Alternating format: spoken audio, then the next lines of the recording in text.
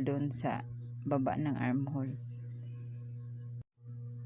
Yung simple blouse na simple upper bodies ng gown na dito ko kinuha yung manipulation sa darts. Ayan, 1/2 dyan, 1 1/2.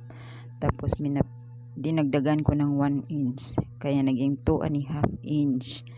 Kasi pag wala na yung sa itaas, luluwag yung yung sa may sides ng upper part. Yan.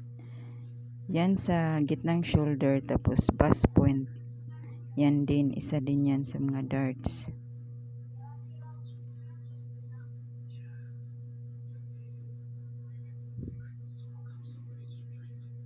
Dun sa may center ng neckline, pababa, bust point. Center ng